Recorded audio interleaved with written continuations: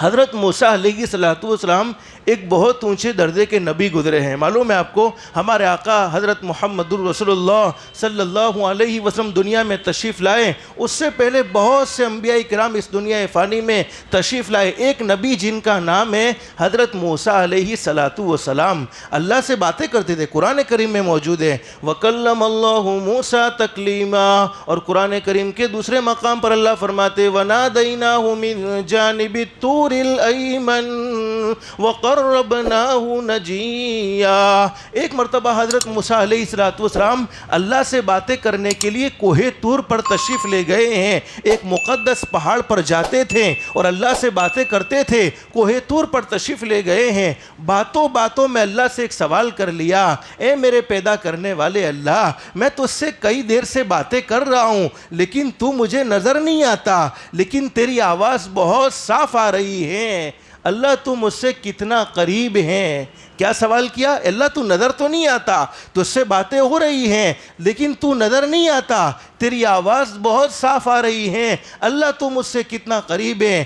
اللہ نے فرمایا میرے نبی موسیٰ قریب کے بارے میں سوال نہ کرو. بینی و بینک 70,000 حجاب من نور. اللہ نے فرمایا میرے نبی موسیٰ قریب کے بارے میں سوال نہ کرو, تمہارے اور میرے درمیان تو 70,000 یعنی 70,000 70,000 نور کے پردے لگے ہوئے ہیں, اور ایک پردے کی مسافت 1,000 سال کی, یعنی تمہارے اور میرے درمیان تو 70,000 سال کا فاصلہ ہے.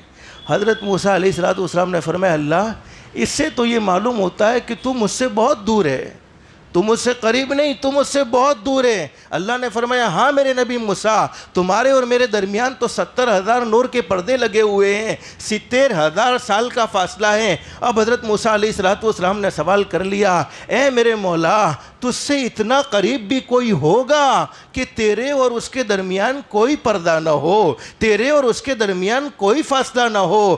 اللہ نے فرمایا ہاں میرے نبی موسیٰ, وہ ایک آدمی نہیں پوری امت آئے گی, اور وہ امت میرے نبی آخری نبی حضرت محمد الرسول اللہ صلی اللہ علیہ وسلم کی امت ہوگی. میں میرے محبوب کی امت کو رمضان کا مہینہ نصیب کروں گا, اور رمضان کے مہینے میں ایک اہم عبادت روزہ جس کا بدلہ اللہ جنت دینے والے نہیں بلکہ اللہ کی ذات مل جانے والی. ہمارے نبی نے صحابہ کرام سے فرمایا میرے صحابہ کرام تراویح پڑھو گے جنت ملے گی, حج کرو گے جنت ملے گی, نماز پڑھو گے جنت ملے گی, زکوٰۃ ادا کرو گے جنت ملے گی, لیکن روزہ رکھنے پر جنت نہیں ملے گی. صحابہ نے سوال کر لیا اللہ کے نبی روزہ رکھنے پر جنت نہیں؟ ہمارے آقا نے فرمایا نہیں, روزہ رکھنے پر خود اللہ مل جائے گا.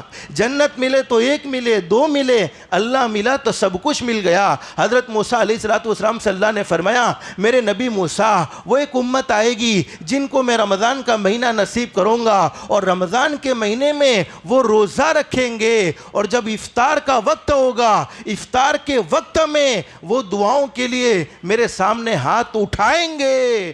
اس وقت ان کے اور میرے درمیان میں کوئی پردہ نہیں رہے گا. میرے بھائیو اللہ پاک ہمیں وہ رمضان کا مہینہ نصیب کرنے والے ہیں. اللہ ہم سب کو اس کی قدردانی کی توفیق نصیب فرمائے. تو میرے بھائیو حالات کو درست کرنا چاہتے ہیں, ارے دنیا والے لاک ڈاؤن کرنے کی کوشش کریں, دنیا والے مسجدوں کو بند کرنے کی کوشش کریں, لیکن اصل کرنے دھرنے والا کون؟ اللہ. اور مومن کی دعاؤں میں اللہ نے وہ طاقت رکھی ہے, وہ پاور رکھا ہے, وہ اثر رکھا ہے کہ ناممکن بھی اللہ پاک ممکن فرما دیتے ہیں. تو اللہ سے مانگیں گے انشاءاللہ اللہ ہم سب کو رمضان المبارک کے مہینے کی قدردانی کی توفیق نصیب فرمائے.